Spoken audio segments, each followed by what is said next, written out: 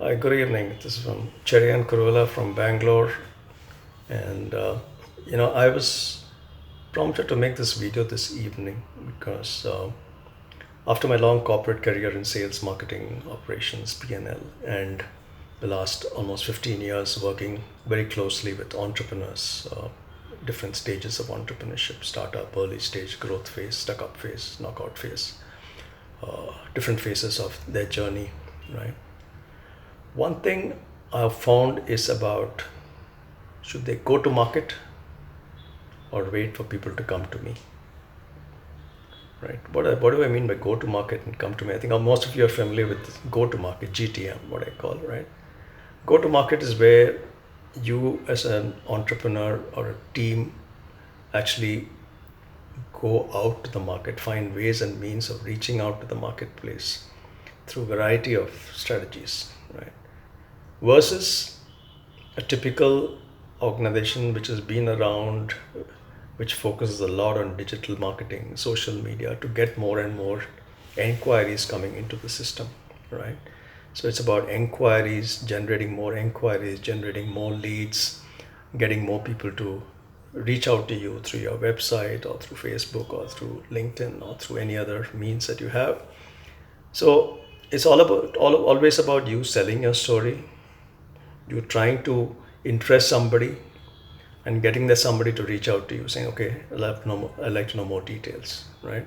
So there's a lot of hard sell there in terms of you're constantly selling what you're doing, how you're different, what is it that you're offering, some special scheme, because you want to maximize the inquiries, right? What most entrepreneurs struggle with is that, first of all, they largely depend on this as their source of business, right? It could be through their website or whatever. And when the inquiries come into the organization, right, most entrepreneur firms, particularly the smaller ones and the mid-sized ones, I notice are fairly disorganized in the way they manage this whole lead management process. Very unorganized, very unstructured, left to some junior resource to handle those inquiries, call up those clients or consumers who reached out, and try and convince them on the phone or send a brochure or send some mail. So there's a lot of hit and miss, and quite often when I ask these guys in terms of, okay, so how is it working for you? They say, no, we're getting all our business through inquiry. That's very nice. So what's your conversion ratio? How many of the inquiries that come actually are worthwhile inquiries? How many of those worthwhile inquiries are actually something that you're able to convert into a more detailed conversation? How many of them actually then get converted from a conversation to a proposal? How many of them then get converted from a proposal to a order, right? So B2B typically follow that sales funnel that we talk about. And you notice that at every stage there's a number of dropouts because either because of the quality of the interaction is not deep enough, preparation is not good enough, and hence there are severe dropout rates at every stage. So for every 100 inquiries or leads, possibly just about 15 or 20 of them actually convert into business, right? So that's a 20% conversion. And I keep asking them, are you happy with 20% conversion? They said, no, it should be more. So I said, if 20% goes to 30% or 40%, what will happen? They said, it will help our business. It will double our business. But the fact is that most entrepreneur firms do not focus on why they're losing 80%, which are not converting. Is it because of price? Is it because of the fact that, they do not have a good name in the market, or because the person who responded was not well trained, not well equipped? And so this is a huge gold mine of people who've taken the trouble to reach out to you, but you've not handled them well. So you've lost business, right? And it goes to competition. So this is one area where I think it's a lot of internal process improvement. It's a lot of internal focus, internal training, internal clarity in terms of who handles what. So that's what I call the come to me strategy, CTM, right? Which is where you are saying, look, I'm spending money on marketing, I'm spending money on this, and I'm waiting for people to reach out to me. Come to me, come to me, come to me, and I'll talk to you, right? So it's a very hit and miss kind of a strategy. The ones who come to you, 20% convert. The ones who don't come to you don't convert anyway, right? So there's a huge market opportunity which is getting missed, right? And you're constantly going to have to put marketing money month after month after month just to get even these number of references and leads. Whereas, what I normally advise most of these entrepreneurs is that what is your go-to-market strategy? How are you reaching out to the market? Who do you want to reach out to? For your products or services, who are your consumers? Who are your target consumers? Who are your target customers? Who are your target segments? Right? Which are your target geographies? Right? Which segments do you want to deal with? Which segments do you not want to deal with? Right? What is the message that you want to communicate to them? What kind of database you have on each segment? How are you using those databases? How are you reaching out to those databases? What are you communicating to those databases? How are you following up with them? How well trained is a person who's reaching out to fix meetings or appointments for your more senior people to go, so that your senior people don't waste time on going out to the market and making cold calls, which we know doesn't work. But do you have a structured, formal way of going after your target markets, target segments, with a structured database, with a structured approach, with a combination of mailing activities, presentations, segment-wise presentations, segment-wise testimonials and client references. And again, most entrepreneurs do this in a very, loose way, and obviously then they say the salesperson is not effective, salesperson is not achieving his target or her target. The problem is not with the salesperson, right? Mostly the problem is with the approach and the direction given by the leadership of that organization. And the other part is about, once you do this, you have a clear go-to-market approach.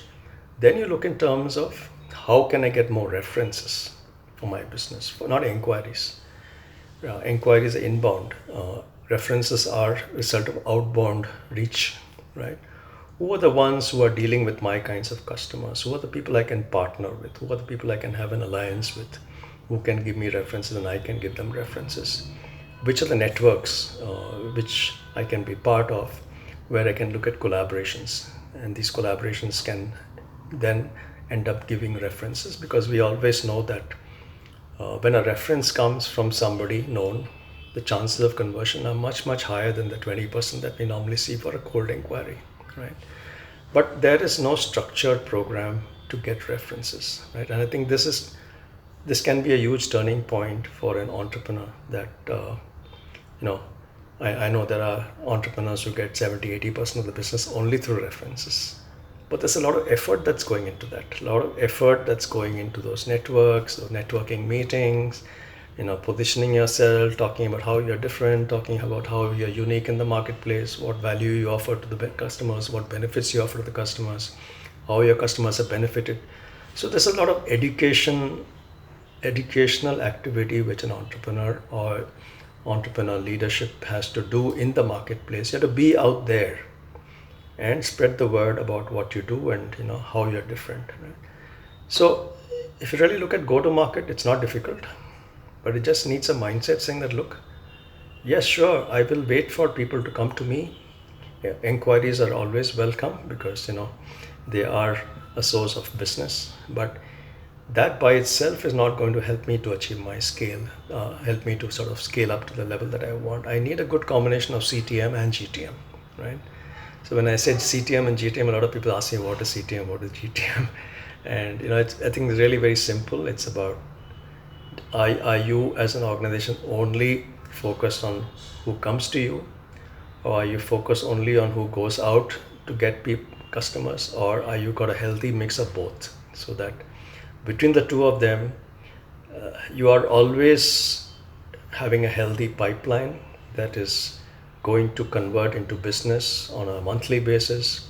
So you're able to not only achieve your monthly targets of forecast, you're able to achieve your quarterly targets of forecast, you're able to achieve your annual forecast, which are as per your business plan.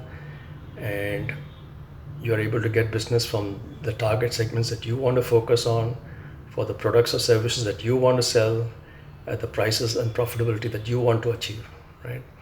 So it's a lot about you being in control of what you want to achieve, rather than waiting for the market to give you the success that you want, right? That's very good when the market is good. When the market is buoyant, you may get it, but when the market is bad, you'll get stuck, right? So I think building a healthy combination of CTM and GTM, I think is a great strategy, right? And a lot of entrepreneurs do not get this right. They don't get this right. And the tendency is, when business is not happening, when people are not achieving targets, when the company is not achieving targets, the most natural tendency for an entrepreneur is to sort of blame the team. And at least I know in the clients which I work with as a mentor, right, I always point the finger first at the entrepreneur. Fix your approach first, fix your mindset first, fix your strategy first, right? The team will largely do what you tell them to do. The team will largely buy in to the strategies when they are also involved in the strategy making. So involving the team members, saying that this is what we're looking at, what do you think we can do, how do you think we can do. Too much of directional style doesn't work. So involving them, getting them to see the big picture, getting them to see the big opportunity, and start contributing in their own way, with many more people, contributing to the way the market is covered, can make a huge difference in the way the organization or the entrepreneurial firm actually succeeds in the market. Not just 1 month, not just 1 quarter, but year after year after year. Of course, the strategies will keep changing as the market conditions change, but the fundamental sales engine can get driven through these two approaches, CTM and GTM. Within the CTM and GTM, we'll be constantly reviewing how can we make it more efficient, what's working, what's not working, what we can do differently if it's not working. And I think that's how the whole alignment to the larger picture, the alignment to the business plan, and building a solid, sustainable, profitable business becomes a reality. I thought I'd just share these 2 bits of my experience of working with entrepreneurs, and request them to just look at these 2 things in terms of their effectiveness currently in their organization. If it's working great, fine. I mean, if it's not working so well and you think that that could be a contributor to your struggles in business and the consistency of business and consistency of cash flow, right, then feel free to reach out and be happy to do a dipstick health scan in your organization or whatever, and see what's working well, what's not working well, and what could be the 2 or 3 things that could be done differently. I think a lot of entrepreneurs have benefited from that, and this is our way of giving back our learnings and experiences, and learning from many other entrepreneurs. Some, different people have tried different things, and some have worked, some have not worked. So I think there's a lot we can learn from each other. And I just try to be the carrier of the message and open up your minds to, new ways of doing old things. Right? Thank you so much. Welcome.